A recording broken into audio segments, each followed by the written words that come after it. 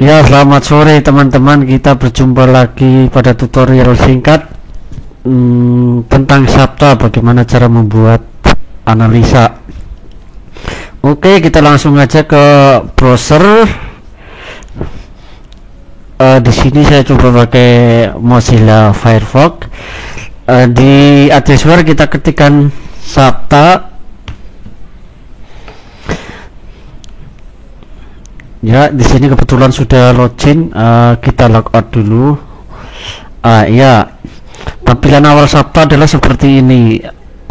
What is sabta? Sabta is sistem administrasi pendidikan Tarakanita. Ya, kita ke login. Lalu kita inputkan username, ya, username kita masing-masing. Di sini saya coba username saya yaitu 01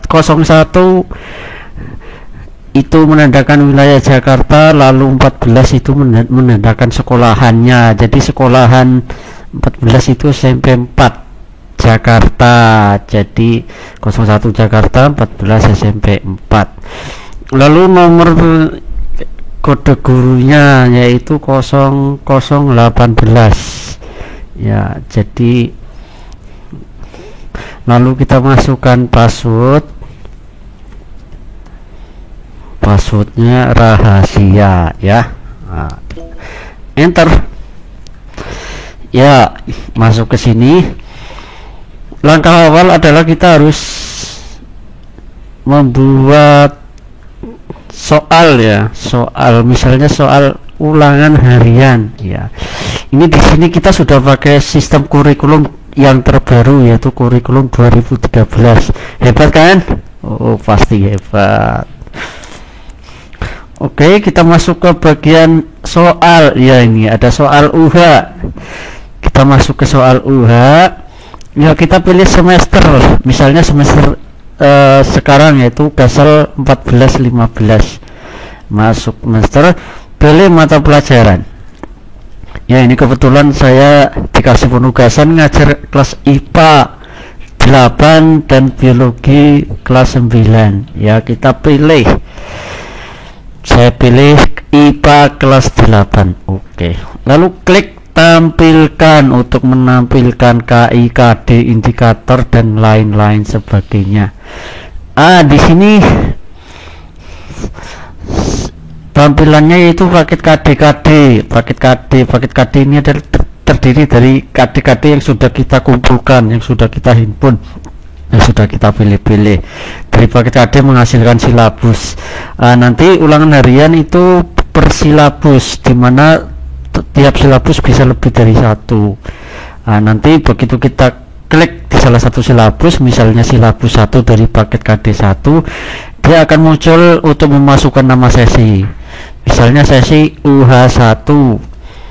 Lalu jenis sesi ini kita pilih ulangan harian, ya, karena untuk kurikulum 2013 itu ada rubrik dan ada ulangan harian. Setelah itu kita tambahkan dengan menekan tombol tambah sesi, klik urak. Setelah itu akan muncul di bawahnya sesi UH1, ya. Ini sesi UH1. Setelah itu ke bawahnya akan muncul indikator-indikator dari semua dari paket KD, ya. Dari KD yang sudah dipilih tadi akan muncul. Ini menandakan indikator 311 itu artinya ini indikator dari KI3, KD1 dan indikator ke-1. Berarti yang bawah, misalnya yang paling bawah ini berarti dia menandakan dari KI4, KD1, indikator 7. Seperti itu, ya. Oke. Setelah ke indikator, ini ada soal, ada satu soal. Itu caranya bagaimana menambahkan soal? Itu kita klik di indikator ini. Klik indikator, nanti klik tambah soal, itu akan muncul di sini itu istilahnya rumah soal, ya. Rumah soal. Lalu setelah menambahkan rumah soal, kita klik di situ. Ya, di rumah soalnya kita klik. Nanti di sebelah kanannya akan muncul, saudara-saudara. Ya. Nah, ini muncul itu mengisi nomor soalnya berapa, bentuk penilaiannya apa ya, lalu diaktifkan ya kalau mau mengaktifkan biar muncul di lembar soal, kisi-kisi soal dan kartu soal. Lalu bobotnya untuk soal ini berapa, dan ini posisi kolom. Ini nantinya kalau kita akan menyeting mau jadi 2 kolom atau mau 1 kolom ya, itu nanti bisa ditentukan di sesinya jumlah kolomnya. Setelah itu ini di sini ditampilkan indikator kompetensinya itu apa. Lalu indikator soal ini kita isi yang isinya berkaitan dengan indikator kompetensinya ya. Lalu deskripsi ini biasanya untuk perintah, misalnya di nomor 1 perintahnya isilah atau pilihlah dari jawaban di bawah ini yang benar. Itu kalau untuk soal pilihan ganda. Kalau uraian ya berarti isilah titik-titik di bawah ini atau uraikanlah atau apa ya. Lalu soalnya, ini soalnya dituliskan misalnya di sini jenis gerak tumbuhan apa saja yang terjadi pada tumbuhan putri malu ya, seperti itu. Lalu jawabannya bisa dituliskan di sini. Ini soalnya uraian ya, jawabannya dituliskan ya di bagian jawaban. Lalu untuk footer di sini adalah biasanya di soal terakhir, misalnya tulisan selamat mengerjakan ya, seperti itu. Setelah itu klik simpan soal ya. Oke. Setelah soalnya sudah jadi, baru kita melakukan analisis di sini adalah untuk menginfokan nilai-nilai yang telah dikerjakan oleh siswa-siswa tersebut. Oleh siswa-siswa nanti nilainya dimasukkan per soal ya. Dimana analisis ya, ini yang kanan tuh ya, ini klik analisis ya. Di situ nanti akan tampil di penugasan kelas. Ini paket KD1 silabus 1 sesi UH1, ini akan tampil kelas-kelasnya. Ini ditentukan oleh kepala sekolah yang menentukan, yang menginputnya, bahwa saya itu ngajar di kelas 84 dan di kelas 85. Sebagai contoh ini saya klik yang kelas 84 dulu ya, nanti akan muncul form analisis ya. Ini ada 3 soal. Ini adalah yang kita buat tadi. Ini jumlah kolomnya ke kanan itu dinamis. Kalau di soal UH kita bikin 40 soal, maka di sini juga munculnya akan 40 kolom ya. Setelah itu kita isi misalnya Angelia Mareta Munsir itu nilainya berapa, misalnya 3, terus nomor 3 dapat 2 dan seterusnya sampai ke siswa terakhir, misalnya ini Bianca Mata Sefatela Sinulingga. Wah, namanya susah benar ya. Ini kita isikan, lalu setelah itu kita simpan ya, seperti itu saudara-saudara. Jadi nanti analisis dia terus masuk ke penilaian, masuk ke ledger, keluarlah rapot ya. Jadi tidak perlu susah-susah ya. Begitu saja tutorial cara melakukan analisis di Sabta dari saya. Terima kasih, selamat sore.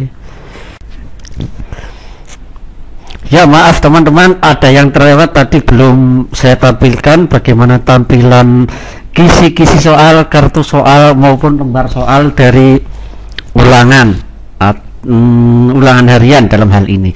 Oke, kita coba lagi kembali ke menu soal UH ya, ulangan harian. Di situ kita klik sesinya. Kita klik sesi yang mau kita tampilkan, kisi-kisi maupun kartu soal maupun lembar soal. Di sini ya. Nah, ini tadi saya sebutkan untuk menentukan jumlah kolom. Jadi nanti dalam satu lembar itu bisa dibikin soal itu bisa bikin kanan kiri atau cukup 1 kolom ya. Kita langsung aja coba kita lihat kisi-kisi soalnya seperti apa.